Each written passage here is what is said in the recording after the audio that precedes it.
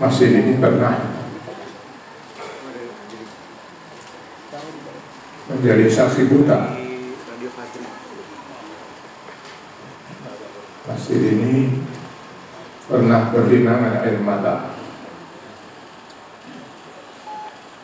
ketika ratusan orang-orang tua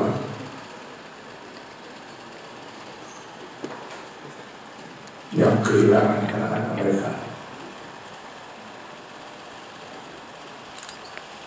ketika ratusan orang tua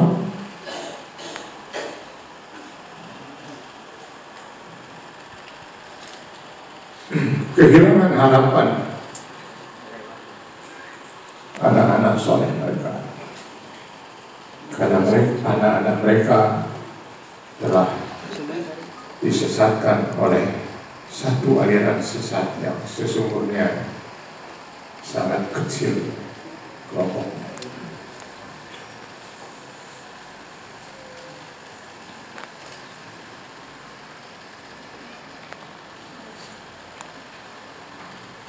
Tiba-tiba saya teringat,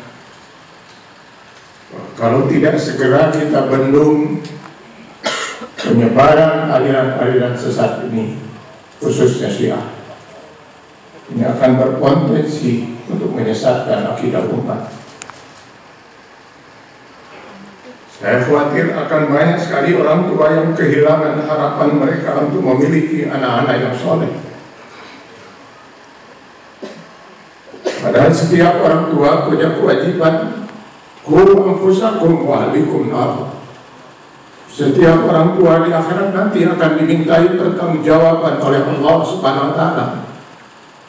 Bukankah kami telah melahirkan anak-anak kalian dalam keadaan fitrah? Kullu mauludin yuladu 'alal fitrah.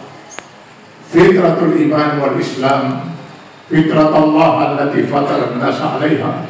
Mengapa mereka menjadi Yahudi? Mengapa mereka menjadi Nasrani? Mereka berpegang pada ajaran yang sesat.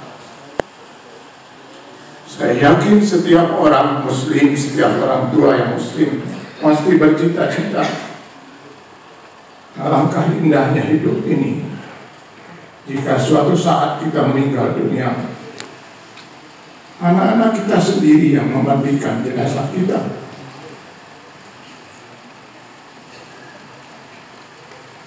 Anak-anak kita sendiri yang memandikan jenazah kita, sehingga berkumpullah, bersatulah air mata mereka dengan air yang mereka pergunakan untuk memandikan jenazah kita. Anak-anak kita sendiri yang sibuk mengkafani jenazah kita. Anak-anak kita sendiri yang tampil, bahkan yang laki-laki tampil di paling depan untuk mengimami sholat jenazah kita. Anak-anak kita sendiri yang tidak pernah berhenti lidah mereka dari berdoa, Rabbi firli wali walidayya warhamhuma kama rabbayani shaghira. Yang kata Rasul, tidak ada sedikit pun penghalang antara doa seorang anak yang saleh dengan Allah Subhanahu wa Ta'ala. Bagaimana hancur leburnya perasaan orang tua jika anak-anak yang mereka harapkan akan menjadi anak soleh, tumpuan harapan jika mereka sudah tiada, justru telah disesatkan oleh pemahaman-pemahaman sesat seperti Syiah. Karenanya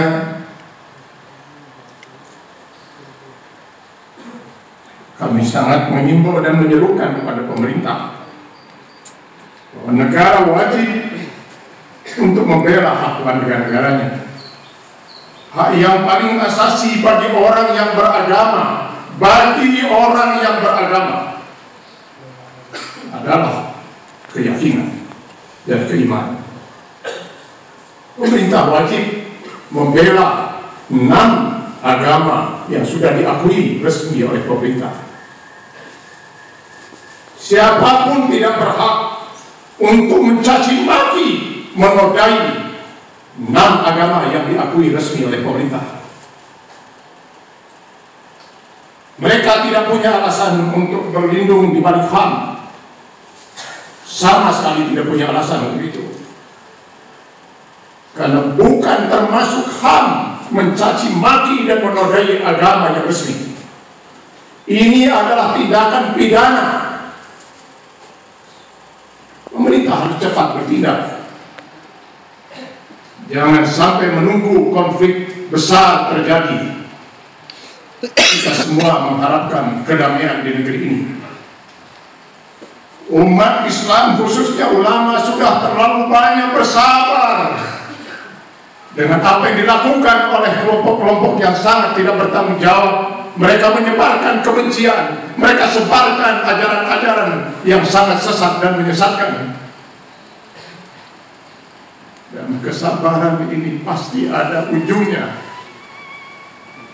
Karena umat Islam, saya ingatkan pada pemerintah, pada aparat, umat Islam dan ulama tidak mungkin bisa bersabar ketika akidah ini diinjak-injak. Akidah bagi kami orang-orang yang beragama adalah sesuatu yang termahal dalam hidup ini. Demi akidah kita siap untuk mengorbankan waktu, tenaga, pikiran, perasaan, harta, bahkan kalau perlu nyawa. Allahu Akbar! Allahu Akbar!